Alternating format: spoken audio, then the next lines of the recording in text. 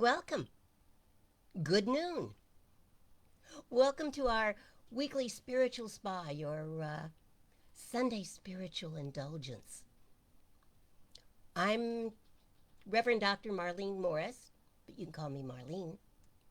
And we're here to help you feel better if you're feeling bad, and to help you feel even better if you're feeling fine. This is all about getting in touch with the power and the spirit and the wonder and the joy within you. Ernest Holmes, the founder of religious science, used to open his radio and television shows with the words, "There is a power for good in the universe and you can use it." Isn't that great? I love that. And I believe that. But I also believe that we can't not use it. In fact, we're using it all the time because it is done unto us as we believe. The important part, I think, of Dr. Holmes' admonition was to remember to use it for good. So I'm going to ask you to go within for a moment and consider this idea. We are here to remember who we are. We are children of creation. We are here to remember that we are created in the image and likeness of God, creation, whatever you choose to call the creative motivating force of the universe. We are here to heal our misconceptions and to release whatever beliefs we are holding that may no longer serve us. We are here to be awake, to inspire, to uplift, to heal, to make whole our families, our friends, our world, and ourselves, because you gotta start where you are.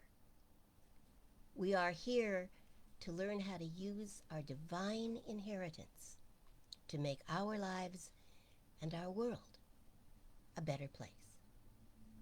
Now, that's a pretty big order. I got that. That's a pretty big order. But we can do it.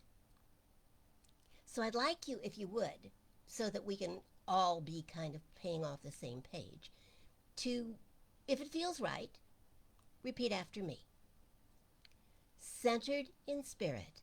Centered in spirit. I know I know that there is a creative, motivating power in the universe. that there is a creative, motivating power in the universe. It is the intelligence, It is the intelligence, the power, the power, and the love and the love behind all of creation. behind all of creation. And it is the life within me. And it is the life within me. I know it, I know it. I feel it, I feel it. I believe it, I believe it. and I accept it. And I accept it. And so it is. And so it is. Well, there we go. Okay. Here we go. Hi, Heidi. Glad you're here.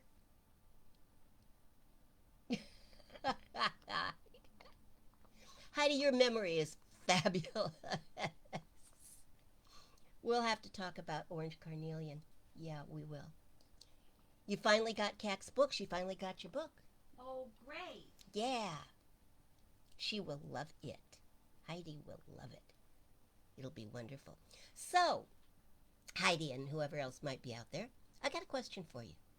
Here's something to think about. Have you ever turned down an opportunity only to regret it later? And then there's kind of a second question that goes along with it, but it's sort of the same thing. Have you ever had what seemed like a great idea that you didn't do anything about, only to discover that someone else did it later and was really successful? See, I think we all have. I know I have. I got to. Okay, so this is a story on me. It's a short one, but I still have somewhere in my stack of stuff. I'm looking over there because I think that's where it is. I still have a legal pad with several pages of notes on it. Now decades old, but I keep it as a reminder because the heading at the top of the front page is Conversations with God. Way before Mr. Welsh. Could have been, might have been, woulda, coulda, shoulda. We've all been there. We've all been there. Hindsight is brilliant, isn't it? Well, I should have done that. I had that idea 20 years ago. But see, you didn't. I didn't do anything with it. And somebody else did. I believe that sometimes ideas come to us because they're out there in the universe. And we go, oh, that might be fun, or that might be a good idea, but I'm busy right now, or I can't do it, or I don't have the ability, the resources to handle that. And so we kind of let it go, only to have it pop up because the idea is still out there. If we don't do anything with it, the idea is still out there. And if it's still out there, somebody's going to pick up on it, aren't they?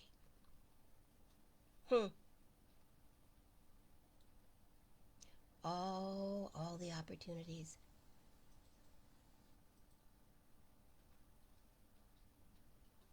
Post-its. Post-its. Heidi thought of post-its. And my understanding is that the people who finally did come up with post-its said it was an accident. They created a glue that didn't do what they wanted it to do, but it did do something else.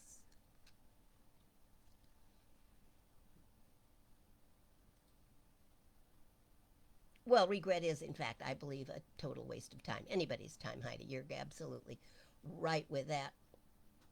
And I think there are all kinds of things that we don't actually regret, but we just think, oh, I had that idea. I could have done that. And I didn't. And maybe we'll complain to a few friends or show them our notes. But then life goes on. I mean, what's done is done, isn't it?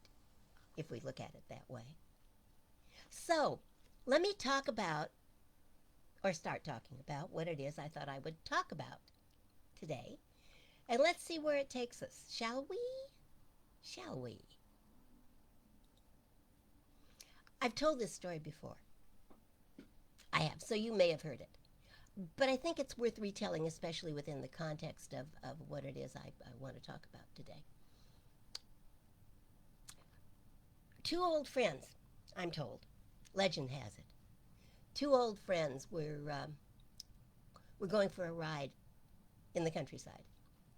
And at some point they took a turn off the main road through groves and groves of trees and ended up in a very large expanse of land. And there was nothing there. Nothing. A couple of grazing horses, some old shacks. But one of the men got out of the car and in vivid detail described for his friend the vision that he had for the land. His friend thought he was crazy, and without holding any punches told him so. And the man with the vision said, look, I can handle making the vision happen. I'm going to make the vision happen. But I wanted you to imagine that when this does happen, and it will, it's going to attract a lot of people. A few years from now, there won't be any land left around here. And the people who are in on this now will all be immensely wealthy. His friend thought for a second, said, yeah, okay, you may be right. You were probably right. What else could he say? But money is just a little tight right now, and it just isn't the right time for me. Maybe I'll look into it later. And the man with the vision said, but friend, later's going to be too late. So Art Linkletter turned down the opportunity that Walt Disney offered him, the opportunity to buy all the land surrounding Disneyland and the rest. Well, the rest is history, isn't it? How many of us can relate? Land we didn't buy, choices we didn't make, ideas we didn't follow through on.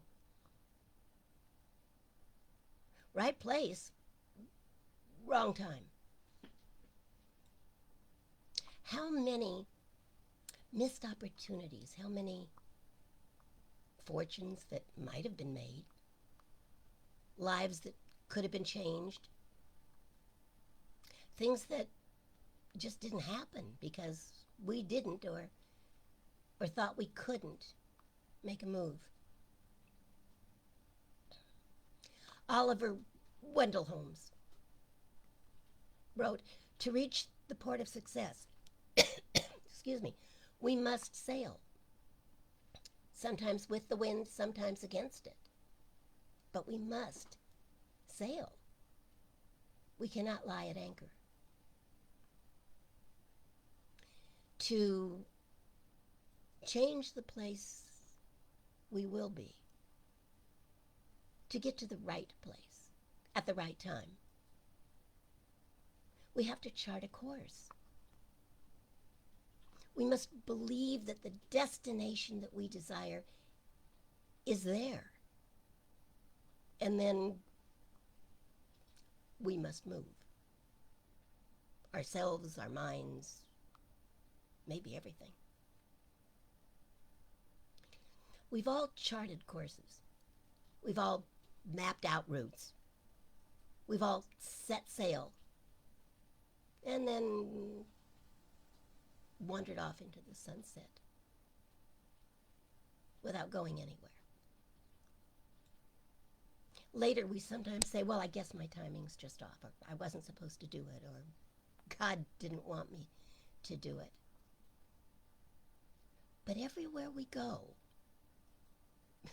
there we are. Same old me, same old place, same old thing. It's a bad old joke, but it seems somehow appropriate. I'm not sure why. The doctor calls a patient and said, I've got some bad news and some worse news. Which one do you want first? And the patient says, well, the bad news. The doctor says, you've got 24 hours to live. What, says the patient, could be worse than that? The doctor says, I should have called you yesterday, but I didn't get around to it.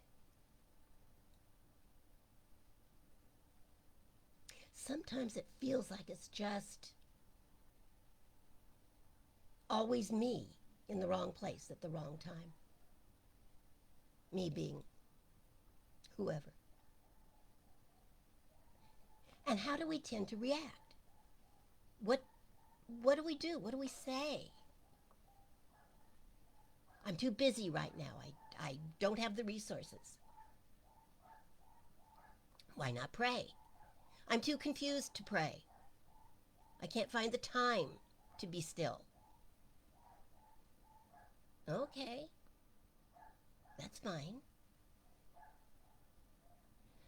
But do you have the time to change your mind?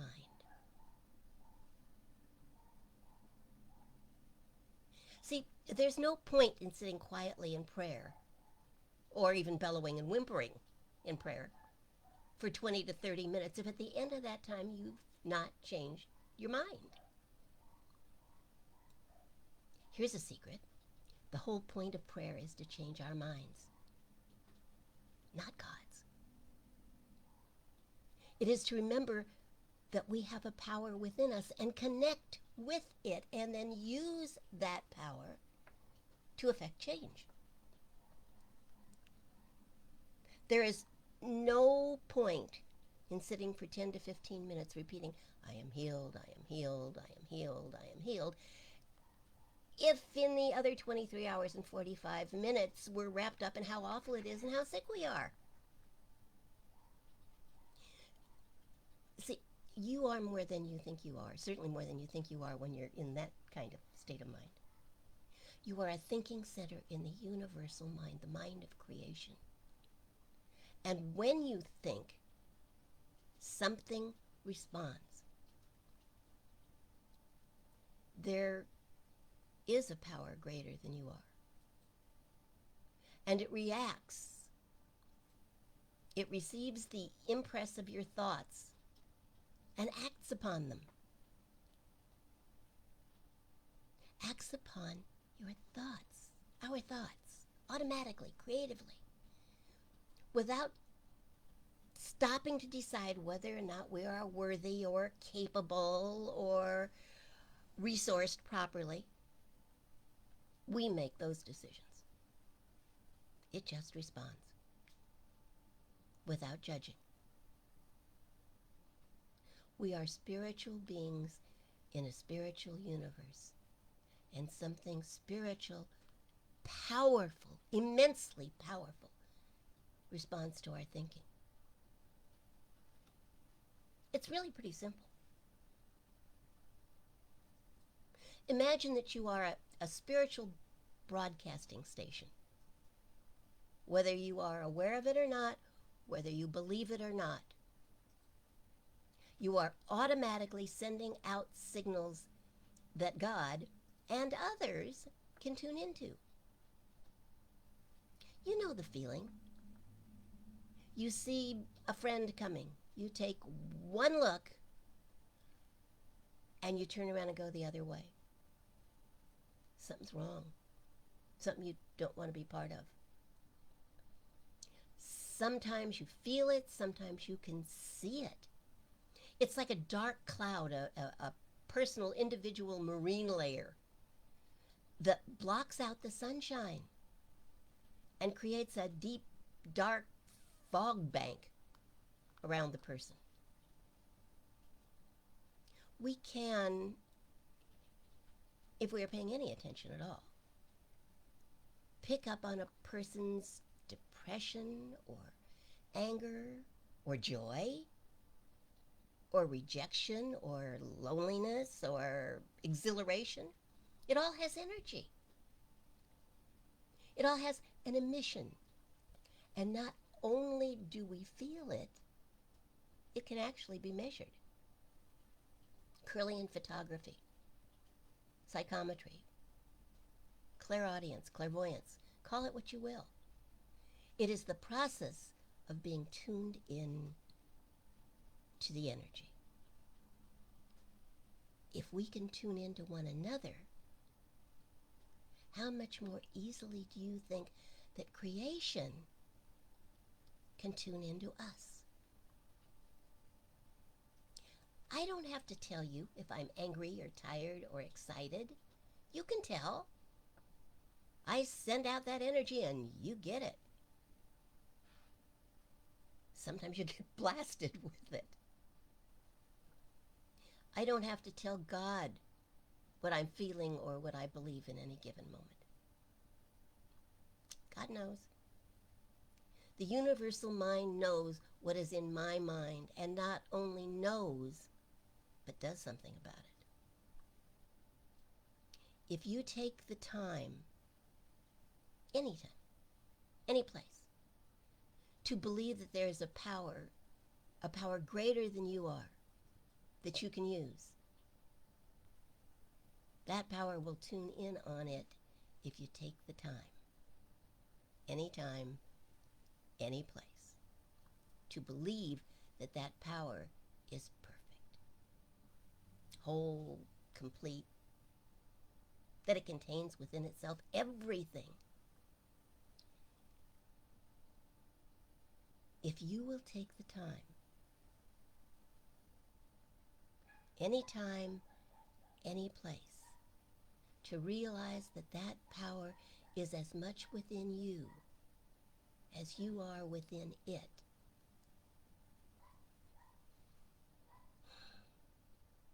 Miracles happen.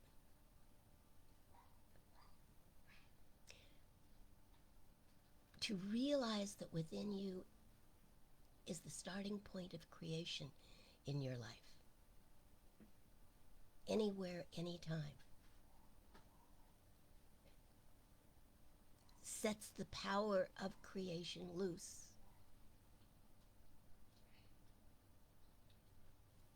To change your reality. Then anytime, anywhere, that which you choose to believe becomes your reality. Anytime. Anywhere. And it works for everyone.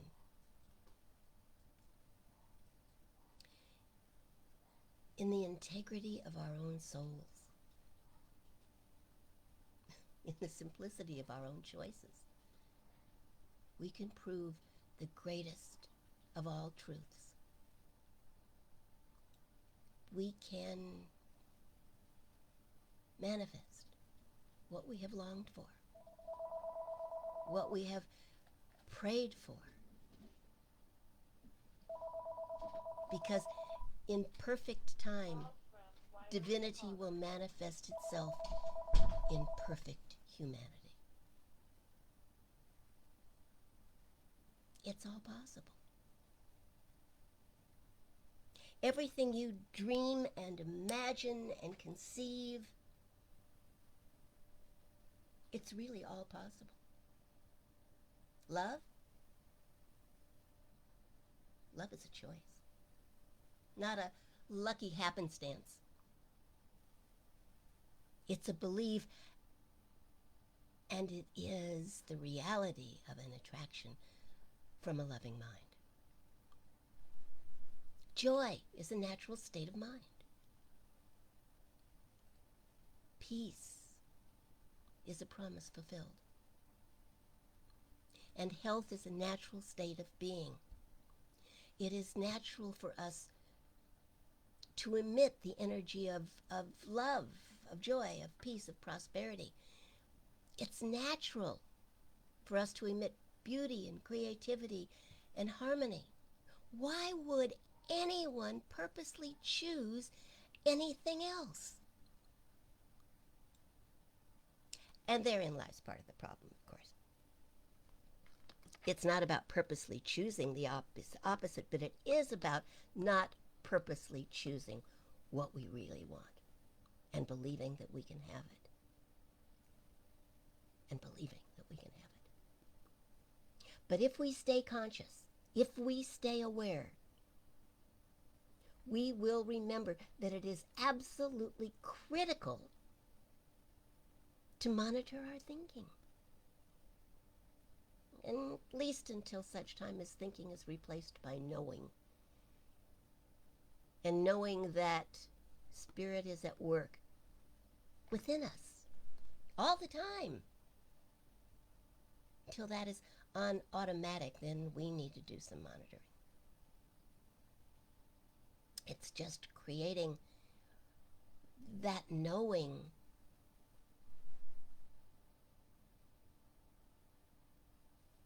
automatically. Anything we practice enough times becomes automatic. Can you remember when you couldn't drive? Can you remember when you didn't know how to tie your shoelaces? No, I mean, that seems impossible. How could that be? And yet there was a time. Anything we practice well enough over time becomes habitual. We need to remember that wherever we go, we are met there by that which we emit into the universe. When we are actively loving, when we have loved, when we hold love in our hearts, we'll meet love. And, friends, it is just as true that when we have damned, when we have held hatred in our hearts, we shall be met with anger. When we have released the past and any attachment to thoughts of blame or betrayal, when we have removed the barbs and the slings and arrows of outrageous fortune, we shall be free. We have within us the unlimited potential of creation. Unlimited. Anytime, anywhere. So, whatever time it is, wherever you are, this is the right time. This is the right place. I have on my desk, I subscribe to Tut. I think many of you probably do. I got this one years ago. And I copied it and framed it. And it sits on my desk. And what it says is this: you are the right person. This is the right time. You've paid your dues. You're thinking the right thoughts. You're doing the right things. And at this very moment, you are exactly where you are supposed to be, poised for the happiest time of your life. Dang, Marlene. Signed, the universe. On my desk. And I believe it. And when I see that, I remember. And I remember the right things. However it may appear to be in your life in this moment, bless it. Bless this opportunity, whatever it may appear to be.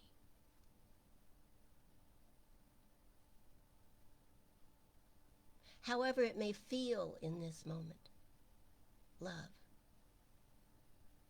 Love yourself, love your God, love those you love, and love especially that particular child of God for whom extra grace may be required, however in the moment they may be behaving. Celebrate this perfect moment in time, regardless of how inopportune it may seem to be. Bless it all. It's all perfect, you know, because it is the result of what you have believed. The shirt I have on today says, life doesn't have to be perfect to be wonderful. And I believe that. But I really wish it said, life doesn't have to be wonderful to be perfect. Because, well, it is perfect, isn't it? Because it's the perfect result of what we have believed. Right or wrong, seemingly good or bad, this is that. The perfect realization of a series of beliefs. You don't have to know what they all are or were. You don't. You don't have to know how you got them or where they came from or who to blame. You don't. In fact, you may be better off without that information. That has a tendency to create blame, and blame isn't going to get you anywhere. You don't have to know any of that. What you do have to know is that it is always the right place and the right time to create change, if that's what you wish. Because you are a creative, healing, prosperous, thinking center in the life of the universe. And your thoughts are creating your life in every moment. If you want a better life, you have to believe it into being. Now, I do realize that insisting that you think about your thinking may be creating my own hell. Harlan Ellison once wrote, if you make people think they're thinking, they'll love you. But if you really make them think, they'll hate you. And please know that I don't want that. But I'm willing to risk it, because I believe this is so important. You've got to be aware of what you are thinking about, because your thinking is creating your reality. And to paraphrase Einstein, you cannot create change in your life. You cannot solve your problems with the same thinking that created them. We've got to be aware of the hobgoblins that have homesteaded in our mind.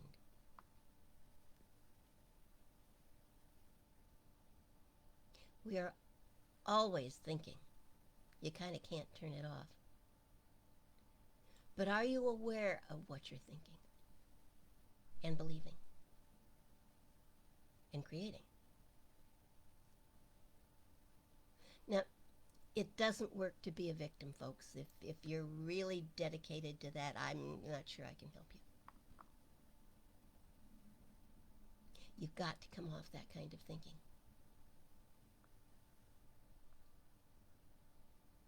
You've got to own your own responsibility for what you have and have not in your life and adjust your thinking accordingly.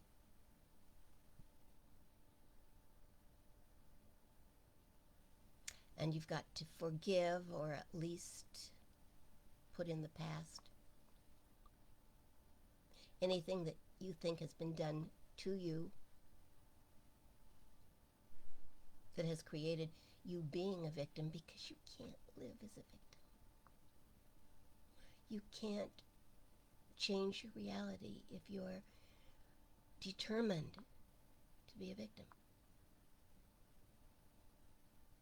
The words of Rene Descartes, cogito ergo sum, I think, therefore I am,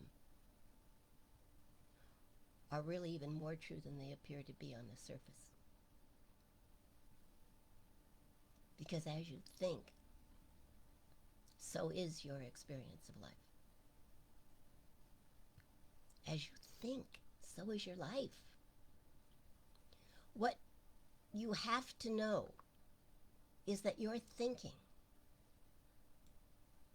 that which you believe, you're thinking in this perfect moment, in any moment, in this perfect place, in any place you happen to be. What you are thinking is creating your life.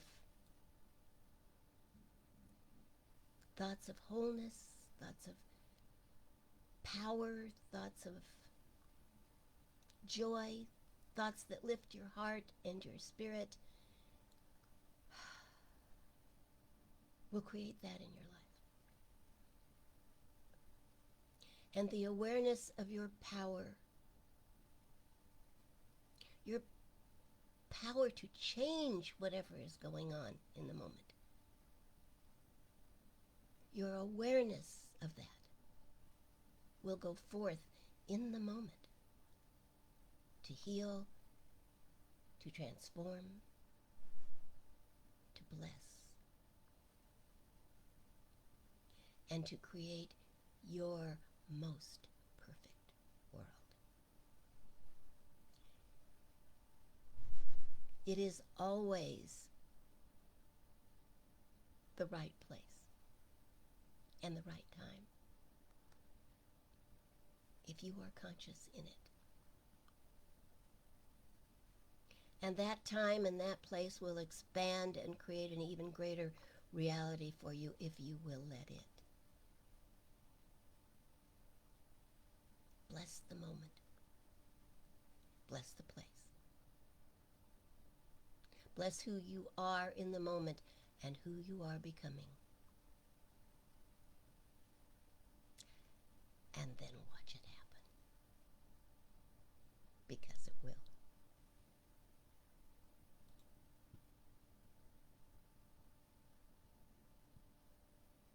All right, I'm going to take a moment now and catch up with you guys.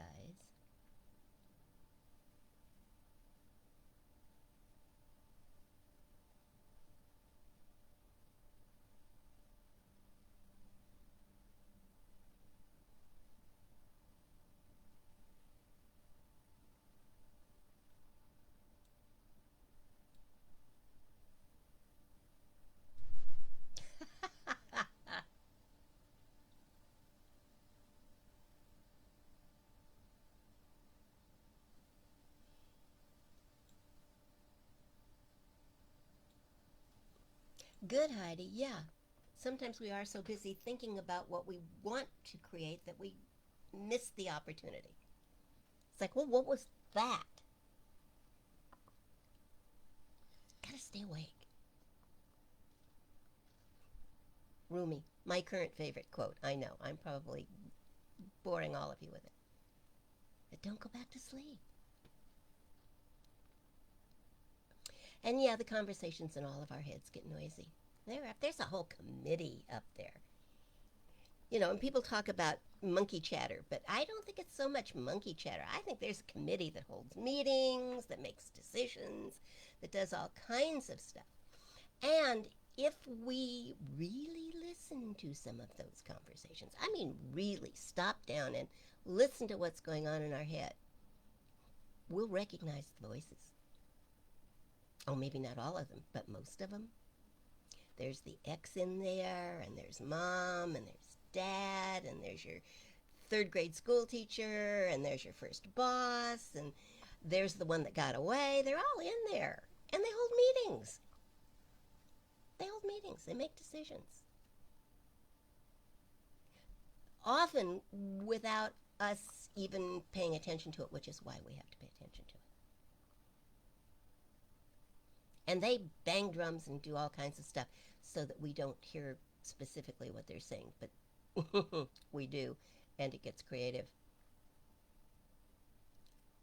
And it is about staying in the moment. It absolutely is. Yes, it is. Yeah, Dana, they do say 21 to 30 days to change a habit. I think that's the overall idea, and I'm not sure at all that it's wrong. It takes a while, which means when you think about it, that's nothing. 21 to 30 days to change the habit to something better. And sometimes you can change your mind in a moment. I smoked for a lot of years.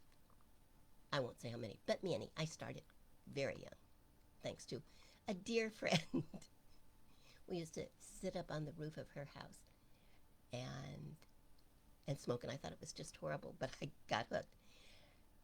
And I will admit to having smoked through my first 2 pregnancies because I didn't know any better. They were starting to talk about it, but it, didn't really sink in. Somewhere along the line after my daughter was born, something went. I heard something. I don't know. I really don't know where it came from, but I heard something. And I said, it's time to stop. And I went out and bought a paperback book that was like How to Quit Smoking in 30 Days or something like that. I used to know the title by heart, but I don't remember it now because it's been a while. And I had my last, well, I lit my last cigarette as I was starting to read the book, and I put it out, and I never had another one. Now, the book was about self-hypnosis, ultimately, and I did what it said to do, which I'm sure reinforced things. But I also created a mantra for myself that I still borrow from these days. And the mantra was simply, there are no circumstances under which I want a cigarette. And every time that something would drive me to, my mother or my mother-in-law, God bless them both, they've both passed on now. But something would drive me to thinking this would be a good time for a cigarette. That little voice would go off in my head and say, there are no circumstances under which I want a cigarette. And I go, oh, yeah, okay, forgot. That's probably the 21 to 30 days to get that little voice in there so that it's working for you instead of against you. Instead of the voice that's saying, you want a cigarette now, the voice was saying, there are no circumstances. Oh, yeah, I forgot. Thank you for the reminder. I use the there are no circumstances under which mantra anytime I want to break a habit now or I want to change something. Works well for me.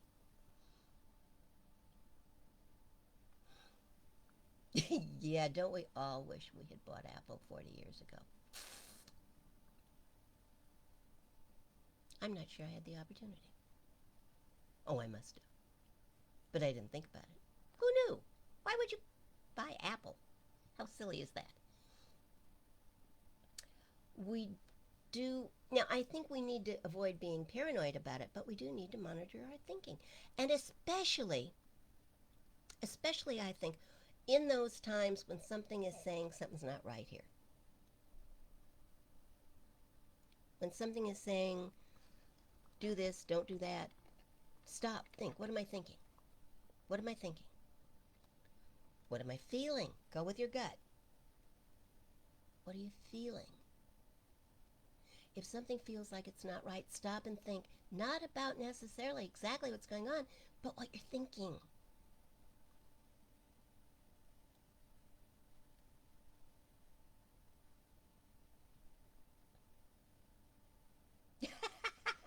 Dana's going to fire the committee. I know. And you can fire them. I wouldn't try to do it all at once. They're pretty powerful. They've been in there a long time. They know what they're doing. But I think you can fire them one or two at a time. You, out.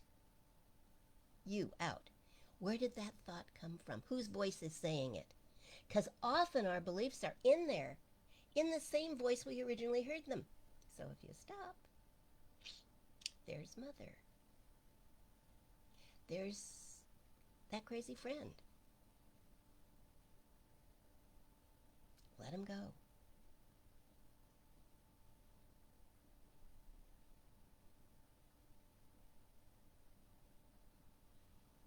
You got it, Heidi.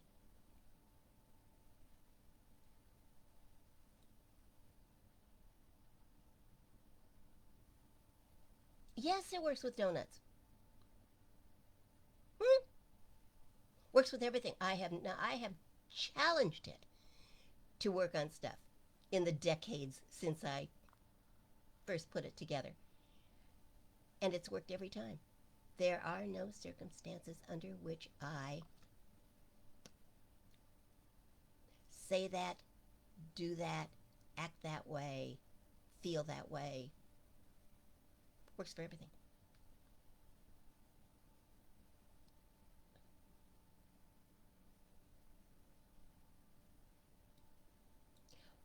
Well, see, Heidi, here's the question. Um, Heidi asks, is it fear or wise caution?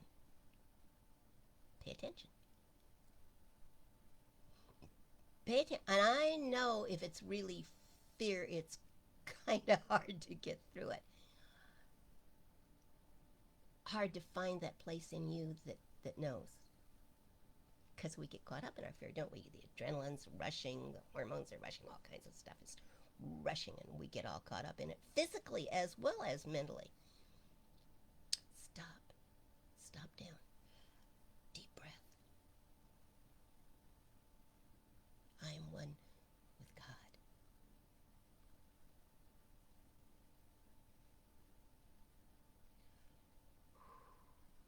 I am one with God. And I know. Is it fear or wise caution? I know. I know. And there's some things we're aware of are just pure fear. I don't do well standing on the edge of things, physically speaking. I get weak-kneed watching other people stand on the edge of things. Those pictures they show of the one guy meditating on like the edge of a cliff? I can't look at the picture for long because my knees just go rubber. But I don't need to be there, do I? And I don't need to look at the picture. Choices. Choices. Making the right choices, the choices that support us, that support our lives, that help create the reality that we want to live. Now, you two are particularly smart people. See, I know that. I also know there's other people there. I just I didn't realize that, but if I put my pointer that's really cute on Dana's little widget person, Um, he just wiggles all over the place. I love it. Oh, he's very cute. Where do you find those things? That's more than an emoji. I want to do. Hold on, one more time. There he goes. So, my friends, what do we do with this information? And I think what we do with the information is let your mantra be I am in the right place. This is the right time. To do what? To run? Maybe. Stop. See, the to do what is part of the question, isn't it? It becomes the question. I am in the right place, the right time. I am one with creation. I am in the right place at the right time, which eliminates the it's a mistake that I'm here, it's a victim that I'm here. It eliminates all of that. I am where I have placed myself. I am in the right place at the right time. To do what? And then listen for the answer. I am one with creation. I am one with creation.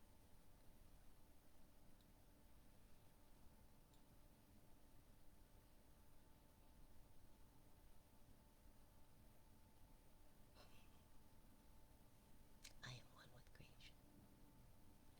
And this is the right time and the right place. I know what to say. I know what to do. I know how to feel. I am one with creation. Get yourself centered. Get yourself centered. From that centered place, you touch the power within you and you become more powerful. It absolutely is another tool in the toolbox. You're right, Heidi. It absolutely is.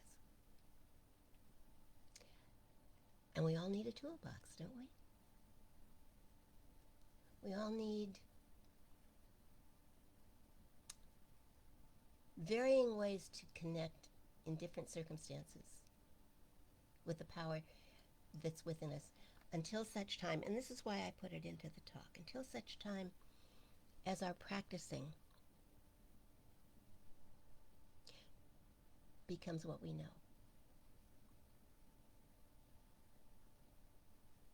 Until such time as we can as easily fix a circumstance in our lives as we can tie a shoelace.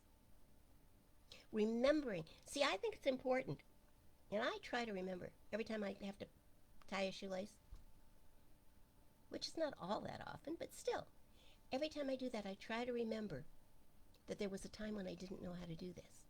And now I don't even think about it. There was a time when I didn't know how to drive a car, and I wasn't that young. I had a crazy mother and father who had died, so there wasn't anybody around to teach me early how to drive. I was like 18. I owned a car before I knew how to drive one. I took driving lessons in my own car.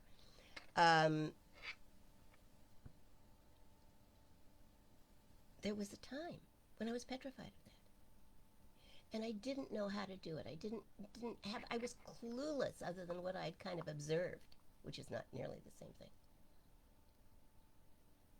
Now I get in the car and I'm halfway to where I'm going before I'm even aware that I'm driving most of the time. But I have looked both ways. I have checked my mirrors. I am consciously driving. I am probably defensively driving, although not so much in Ventura as I did in LA.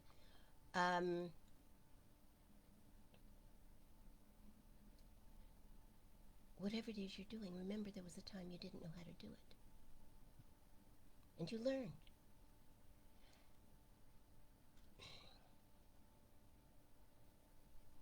Unconscious incompetence. Don't know how, don't know that I don't know how. A baby. Doesn't know how to tie a shoe, doesn't care. Conscious incompetence. It's a little bit older now. It wants its shoe on, knows it needs to be tied, but knows it doesn't know how. Conscious competence. Learns how to tie the shoe and is very aware of what to do to tie the shoe. And then unconscious competence. I know how to tie the shoe. I don't even think about it. I could do 6 other things at the same time, as long as I didn't need my hands. Thinking is the same thing. What we believe is the same process. We aim for unconscious competence. This is just the way I think. This is just the way I think. Which is a lot better than not thinking right and not knowing how to think right. We're way beyond that.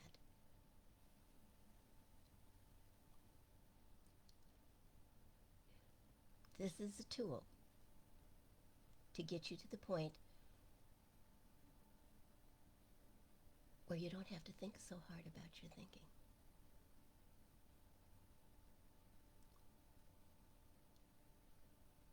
But it takes a little time. There's your 21 to 30 days, Dana. Practice it. You know, if we would really focus on learning these things, I mean, really focus on learning, not, but, okay, so here's my practice for today. This is what I'm going to do today to make my thinking about my thinking better. Or here's the mantra I'm going to use, or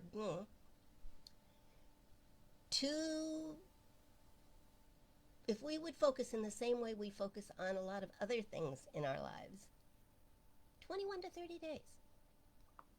See, I don't think it even takes that long, but I think we have to be willing to commit to it.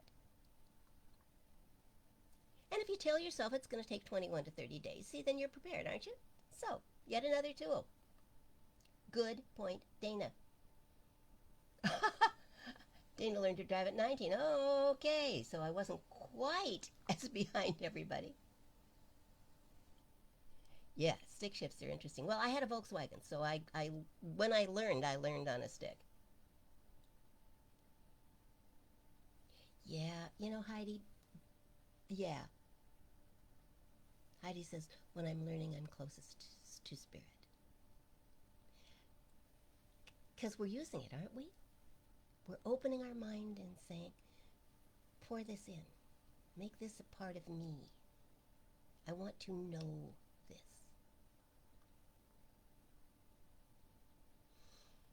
Yeah. I think most of us are perennial students. It kind of comes with the territory. Let's pray. Because I don't want the morning to go by without it. So close your eyes if that's comfortable for you. If not, just soft focus, whatever works for you. Focus on something beautiful in your environment. The whole point is to allow your attention to go within and not be distracted. And know with me that whatever goals we may set for ourselves, whatever dreams we may have, whatever visions we may hold,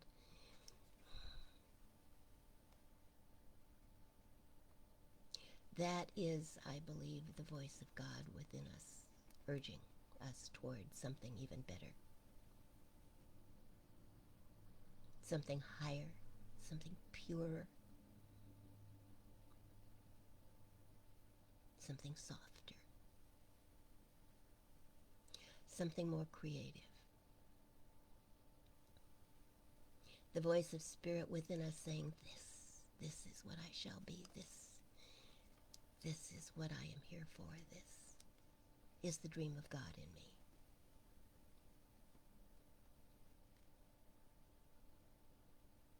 Each of us is that spirit expressing each of us.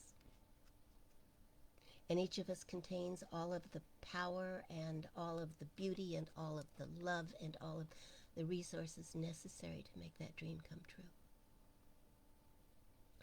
We have been given not just a blueprint, but in fact we have been given everything we need to allow that life to rise from the blueprint and become reality. And we have power not only in our own lives, but also power in the world, the power to change things for good, for better. So I know today that we enlist that power, and as we speak our words, as we have our thoughts, so too do we change reality.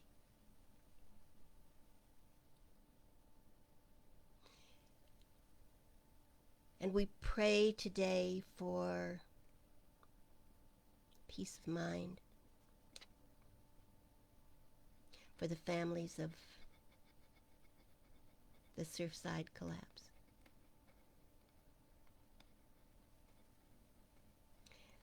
And for the responders and their animals who have worked so diligently for so long now.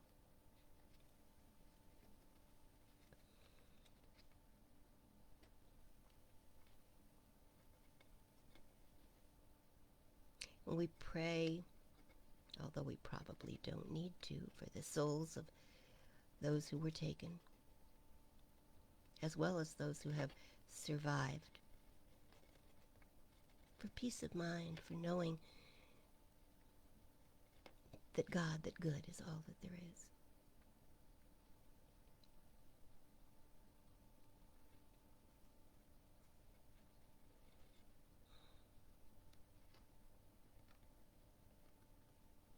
We pray for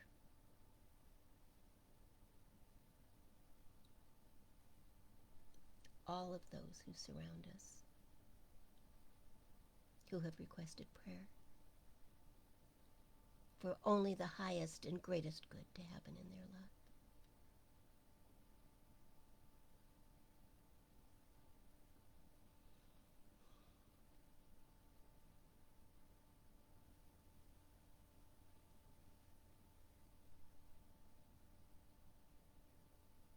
I know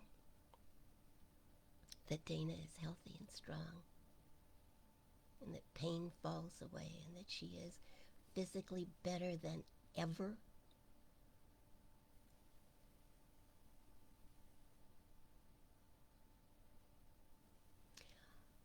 I know that Brenda is healing and strong.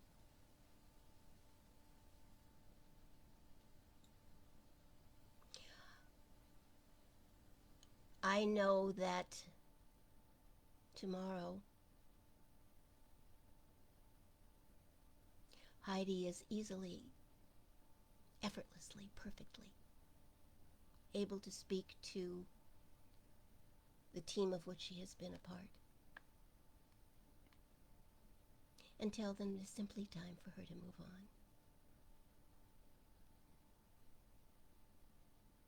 I know that she is supported in that, is strengthened in that, and finds the perfect words.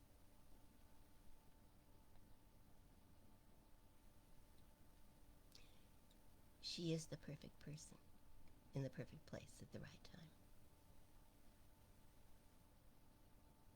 And I know that we are all open to the revealing of Spirit within us and in our lives, that we are all open to its power and its plenty and its peace.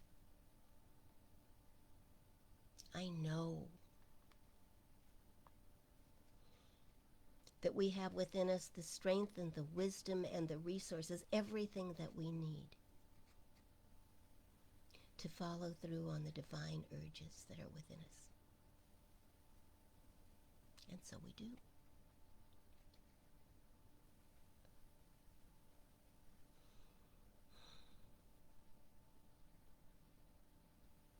And I know for everyone within the sound of my voice, peace, love, joy, prosperity, wholeness, health, healing. For I know that God is good, and therefore life is good. And I am deeply grateful.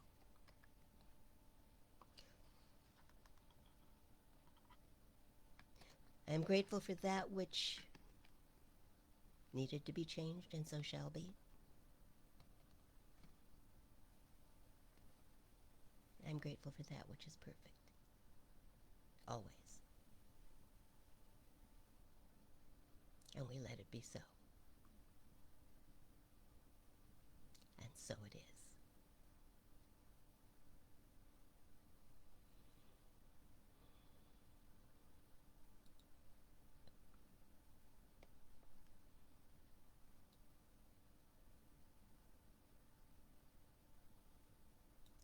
I know sometimes it feels like it's all about luck. Right place, right time. But if we really believe we create our own reality, where does luck fit in and why would we wait for it? Let us remember. Let us be wise enough, let us care enough to think God thoughts. Because if we think God thoughts today, tomorrow will absolutely take care of itself.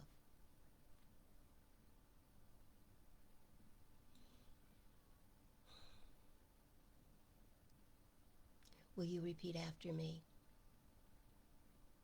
Something wonderful is happening through me right now.